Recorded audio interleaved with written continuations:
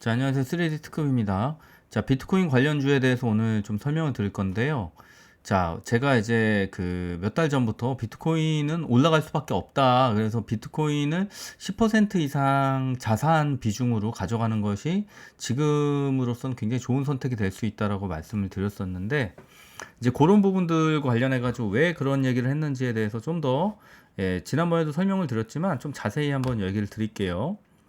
자, 이제 우리기술투자, 위지트, 하나투자증권, 갤럭시 머니터리 이 종목들 전부 다 우리 스윙주들이죠. 이 스윙주들인데 왜 얘네들을 제가 스윙주로 지난번부터 추천을 드렸었는지 오늘 또 자세하게 얘기 드릴게요. 자, 비트코인 반감기 이슈가 있어요. 반감기. 그래서 제가 반감기 연도에는 지금까지 안 오른 적이 없고 오를 수밖에 없는 구조다라고 얘기 드렸었는데 어떤 분이 이제 질문을 하셨어요. 아니 특급님 도대체 비트코인 반감기 그거 이미 다 나와 있는 거 아닙니까? 지금까지 비트코인 반감기가 그렇게 저기 그 뭐 반감기 연도에 올랐으면 아니 개미들이 지금 다 들어가 있을 텐데 반감기 때문에 오르겠어요? 라고 물어보셨었는데 이거는 그런 거랑 상관없이 시장의 수요와 공급의 원리로 결정이 되는 거기 때문에 반감기에는 오를 수밖에 없어요.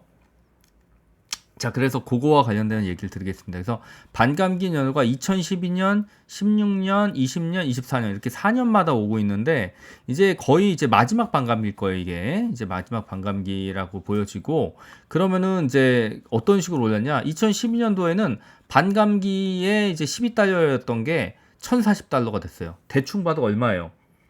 한 80배는 올랐네, 그쵸? 네, 80배 넘게 올랐어요. 100배까지는 안 되지만.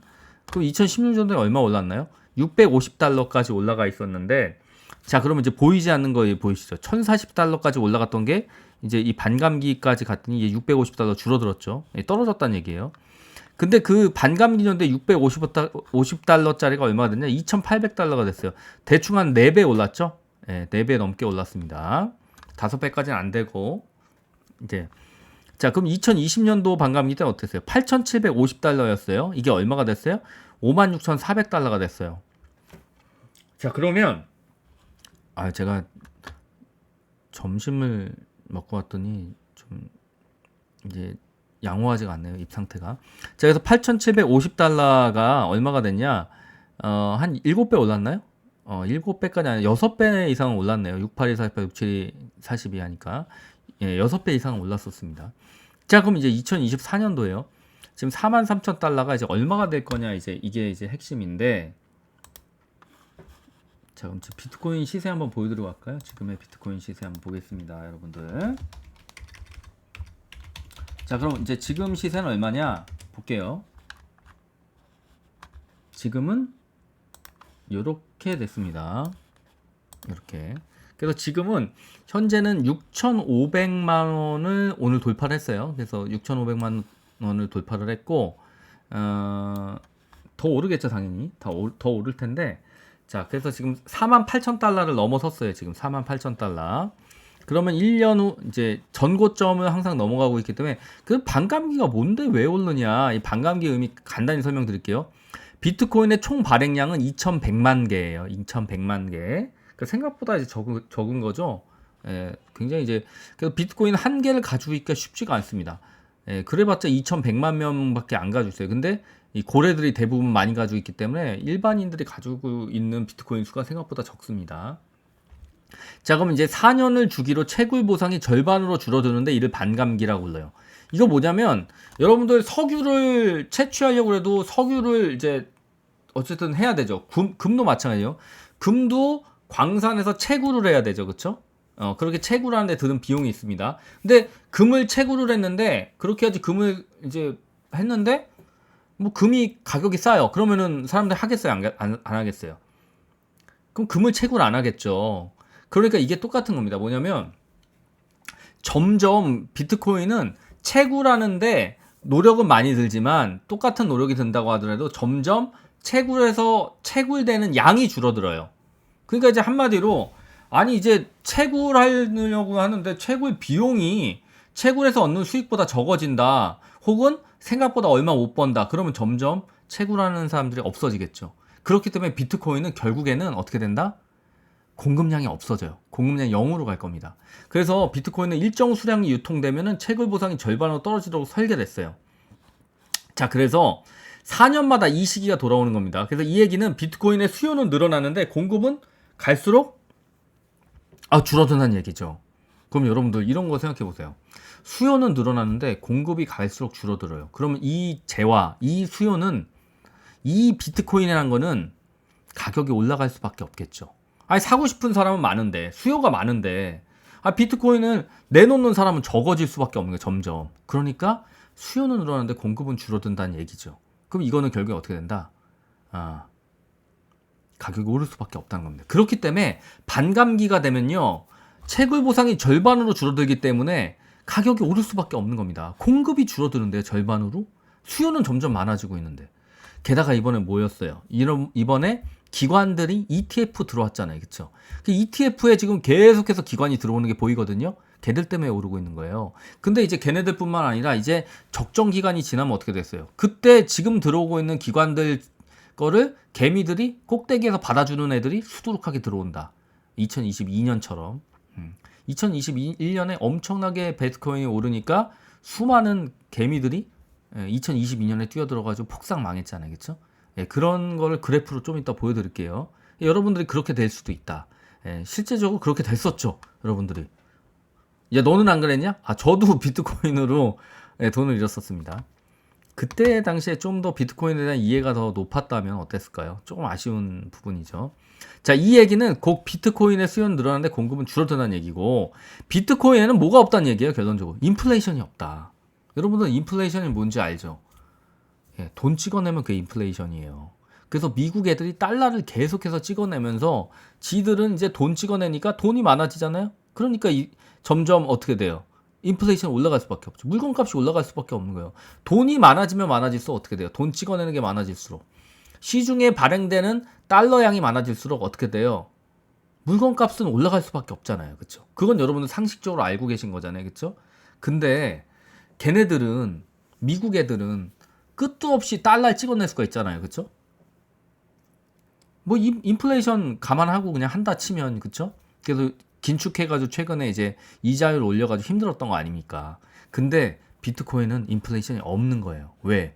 근데 얘들은 올라가면 올라갈수록 어떻게 돼요?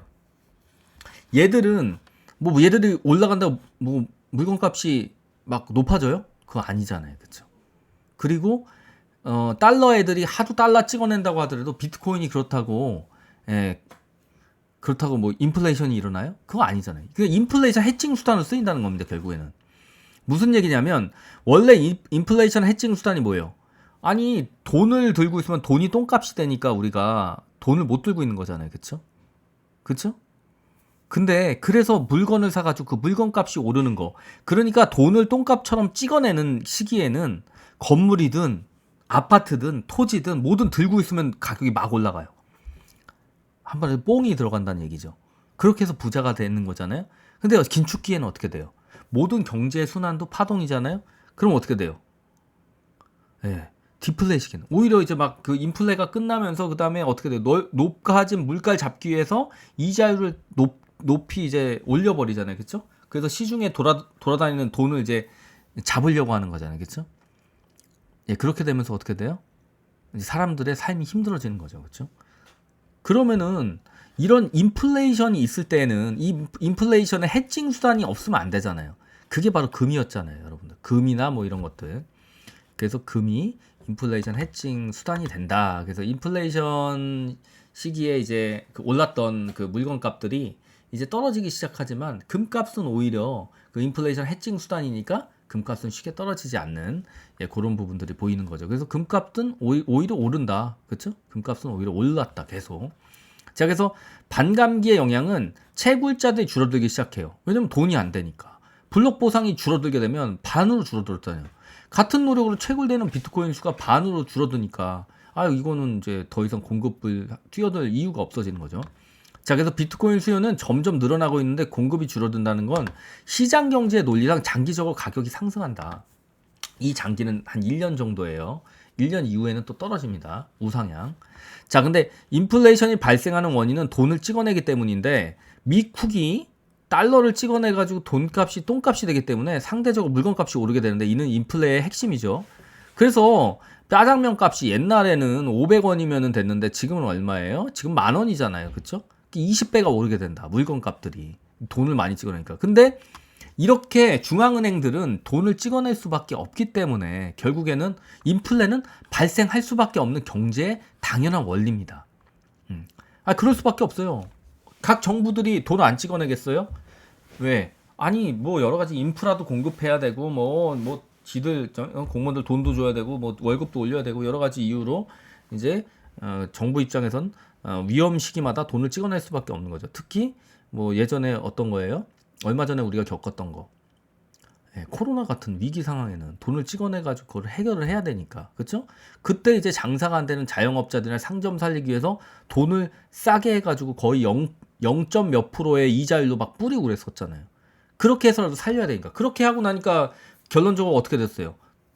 물건값들이 다 올랐잖아요. 물가가 엄청 뛰었잖아요. 그쵸? 돈이 많이 공급이 됐기 때문에 싼 이자율로 올릴 수밖에 없는 겁니다. 그래서 근데 비트코인은 어떻게 해요? 공급량이 지속적으로 줄어드는 인플레이션과 반대되는 재화인 거예요. 공급량이 지속적으로 줄어드는 거예요. 얘네들은 뭐예요? 돈은 공급량이 지속적으로 늘어날 수밖에 없는데 얘는 공급량이 지속적으로 줄어들 수밖에 없다. 그러면 인플레이션 해칭 수단이 얘는 될 수 있겠네요. 자, 그래서 시간이 지날수록 똥값이 되는 화폐와 달리 공급이 점점 줄어서 희소성이 높아지는 재화가 돼버리는 거예요. 인플레이션에 대한 최고의 해칭 수단이 바로 금도 아니고 비트코인이다. 여러분들 근 한 10년? 근 한 20년? 여러분들 한번 따져보세요. 근 12년, 12년 정도 따져보세요. 반감기 전에 한 3번 반감기 거치는 건데, 그 동안에 인플레이션 얼마나 올랐는지 생각을 해보세요. 물건값도 얼마나 올랐는지 생각을 해보세요. 그쵸? 인플레이션. 돈값. 그러니까 여러분들 봉급은 똑같이 받잖아요. 물론 이제 10년 전보다는 좀 올랐죠. 여러분들 봉급이. 하지만 그 10년 전에 신입사원들 연봉이랑 지금 중소기업들 신입사원 연봉이 크게 아주 큰 차이로 바뀌진 않았어요. 그쵸? 그 얘기는 뭐예요? 화폐값은 똥값이 됐는데 여러분들이 어떻게 된 거다? 월급이 크게 많이 안 올랐다는 거. 이거는 초봉들이 많이 안 올랐다는 거는 사실은 그 전보다 굉장히 좀 삶의 질은 악화됐을 수도 있다. 이제 이런 겁니다. 자, 그래서 인플레이션과 관련해서 최고 해칭 수단이 금이라고 잘못 알고 있는데 금은 생각보다 많이 해칭 수단이 안 돼요. 돈으로 들고 있었던 것보다 그것보다 낫죠. 하지만 최고 해칭 수단은 그 기간 동안에 뭐가 제일 많이 올랐나 보시라는 거예요. 그렇죠?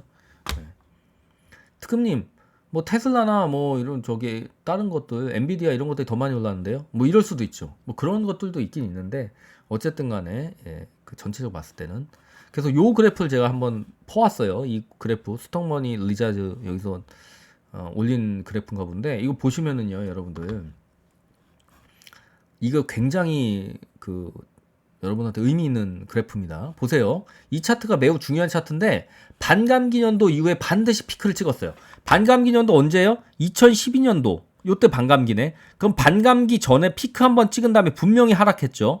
하락한 다음에 반감기 연도 가기 전까지 또 올라요. 그 다음에 여기서 좀 조정은 주더라도 그 다음에 반감기 연도부터 쭉 올라가죠. 그래서 어떻게 돼요? 전고점을 뚫어요? 안 뚫어요? 반드시 뚫는다. 반감기 연도에 전고점 뚫었어요. 여기도 마찬가지. 반감기 연도 전에 한번 피크를 뚫는 때가 있고, 그쵸? 그 다음에 그때부터 좀 하락하죠. 그래서 한 2년 정도는 하락하다가 그 다음에 다시 터닝해가지고 올라가기 시작해요. 여기 쌍바닥 찍는 거 보이시죠? 쌍바닥 찍고 오르기 시작해가지고 어떻게 돼요? 반감기 년도인 16년도에 어떻게 돼요? 그때부터 쭉 오르기 시작합니다. 그래서 어떻게 돼요? 전고점을 또 돌파해요. 그 다음에 어떻게 돼요? 피크를 한번 찍죠. 그 다음에 바닥을 한번 내려와요. 그래서 이렇게 2번 정도, 1번, 2번 이렇게 해서 쌍바닥 찍고 그 다음에 올라가서 이 년도가 언제예요? 20년도. 이때가 뭐예요? 반감기 년도. 반감기 년도에 상승을 해요. 또 상승을 해가지고 전고점인 피크를 돌파해서 얼마큼 올라가죠. 그 다음에 또 피크 한번 찍죠. 이게 2022년도였어요. 여러분들이 비트코인이랑 코인으로 이제 야 우리 부자 되는 거야 싶었다가 쌍봉 찍고 가난해진 네, 그런 때입니다. 그래가지고 그 다음에 쌍바닥도 찍고 그 다음에 다시 올라오기 시작하는 시점이 이제 지금입니다. 그래서 2024년 4월이 이제 얼마 안 남았어요. 반감기년도. 그럼 우리가 지금까지의 그런 선례로 비추어 봤을 때 반감기년도에는 전부 다 그 전에 있었던 피크를 전부 다 뚫어요. 얼마였는데 이게 8천만 원인 거예요. 8천만 원 뚫는데 시간이 오래 걸릴 거다 안 걸릴 거다? 오래 안 걸릴 거다. 그래서 2024년도에 제가 이게 오를 거라고 보고 작년부터 비트코인을 자산의 10% 이상 비중을 여러분들한테 만들라고 계속 얘기를 드린 거예요. 왜 그랬는지 아시겠죠, 이제 여러분들. 자, 그렇게 해가지고 이제 올라가가지고 어떻게 된다? 요거 이제 올리겠죠. 이제 이게 4월 달이에요. 요 4월 달까지 해가지고 이거 돌파해서 전고점인 8천만 원대를 돌파할 거다. 그렇게 해서 어딘가쯤에서 우리가 알 수는 없어요. 1억일 수도 있고 1억 5천일 수도 있고 뭐 2억일 수도 있겠지만 대충 한 1억이라고 치고 1억까지는 충분히 찍지 않을까라는 이제 상상을 좀 해봅니다. 뭐 어떻게 될지 몰라요, 여러분들. 지금으로부터 지금 얼마였죠 아까? 얼마였죠? 대충 시세가 6,500만 원이잖아요. 지금 6,500만 원. 1억까지는 간다라고 이제 보는 겁니다. 최소한 저는. 뭐 그런데 이제 뭐 어떻게 될지 모른다. 하지만 전고점에 8천만 원 충분히 뚫을 거라고 보는 겁니다. 그렇죠?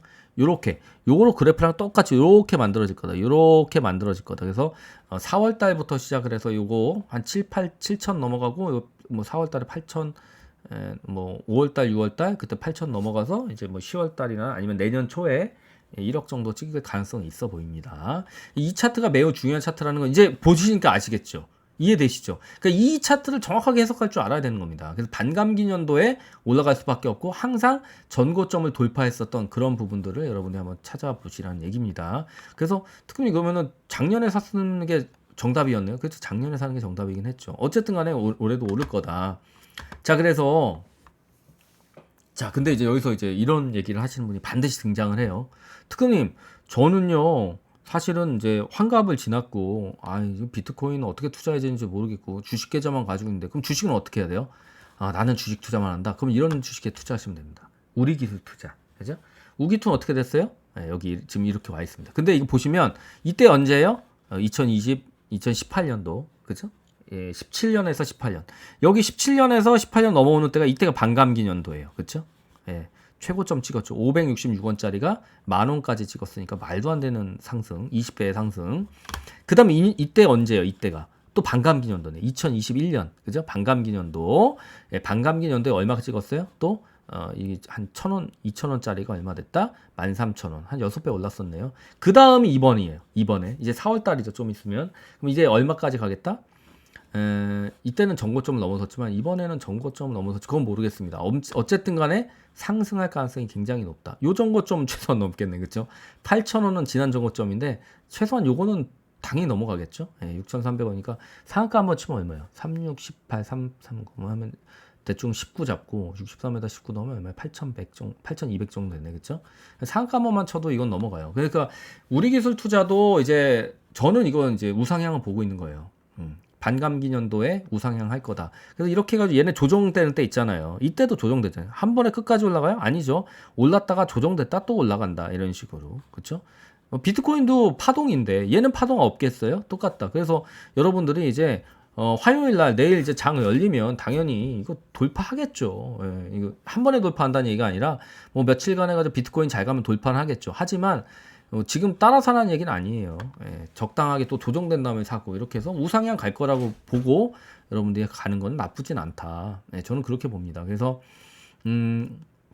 그래서 이제 여러분들한테는 제가 이미 우리 기술 투자 여기서 다 샀잖아요. 그렇죠? 우리는 다 이제 투자를 했는데 아무튼 우리 기술 투자는 더 오를 거다. 더 오를 거다라고 얘기를 드릴 수 있고 우리 기술 투자는 이제 거래소 1위 기업이고 위지트 역시 이제 거래소랑 관련 있는 이제 회사예요. 빗썸과 관련 있는 회사죠. 얘네들도 더 오를 거다. 얘네도 얼마 안 올랐잖아요. 그렇죠? 얘네들 2등 주니까 얼마 안 올랐는데 얘네들도 보시면 2018년도 반감기 때 그렇죠? 17에서 18년도 넘어올 때 최고점 찍었고 2021년도에도 역시 최고점 찍었었다. 그럼 이번에도 최고점 아니더라도 한 이 정도까지는 오르지 않을까. 한 2,000원까지는 오르지 않을까요? 한 2배 정도 장사는 할 수 있지 않을까. 이렇게 봅니다. 그래서 아직도 초기다. 주식시장에서 아직도 초기다. 제가 보면 우기투나 위지트나 아직 뭐 이제 오르는 거다. 특히 위지트도 마찬가지. 얘는 빗썸주인데 아직도 안 올랐잖아요, 그렇죠? 오르겠죠. 그다음에 하나투자증권 우도 빼놓을 수 없는 거예요. 얘네들도 역시 2021 반감기년도에 엄청나게 죄송합니다. 큰 상승이 있었다. 이렇게 보시면 됩니다. 그래서 얘네들도 하나투자증권 우도 엄청 크게 오를 거라고 보여집니다. 제가 보기에는 좀 더 오를 것 같아요. 이런 상승은 아니더라도 꽤 오를 거다. 얘는 그리고 뭐 워낙 이슈들이 많아서 하나투자증권이랑 하나투자증권 우는 제가 보기엔 이거 전고점들 다 돌파할 거다. 이거 전고점 돌파하면 얼마예요? 15,000원이니까 16,000원이라고 치고 이것만 해도 벌써 2배 가까이 오르는 거잖아요, 그렇죠? 하나투자증권도 지금부터 오르는 건데 뭐 하나투자증권은 저는 이제 지난달부터 계속 여러분들한테 얘기했던 종목이에요. 많이들 들고 있어요, 그렇죠? 근데 이제 이거는 당연히 여러분들 전고점도 얘는 갈 거다. 제가 보기에는 8,500원까지는 모르겠어요. 하지만 2316, 280원 하면 대충 6,500원 요 상승각까지는 좀 생각을 하고 있습니다. 그래서 얘네들은 또 뭐가 있어요? 또 뭐 토스 상장 이슈도 있고 뭐 그다음에 야놀자 나스닥 상장 이슈도 있기 때문에 하나투자증권은 그냥 들고 가면 제가 보기에는 나쁘지 않은 흐름으로 갈 거다. 우상향이라고 봅니다. 자, 그래서 여기까지 얘기 드렸고요. 여러분들, 자, 비트코인 관련된 우상향은 저는 이제 믿어 의심치 않고요. 그 주식 투자하시는 분들은 당연히 이런 종목도 들고 가시면 뭐 비트코인 2배 찍는 거나 뭐 우기투나 위지트 혹은 하나투자증권 들고 뭐 2배 찍는 거나 비슷하잖아요. 그렇죠? 욕심 좀 덜 부리시고 적당히 꺾였을 때 내려오시면 됩니다. 여러분들 항상 욕심을 버리시고 투자하시기 바랍니다. 이상입니다.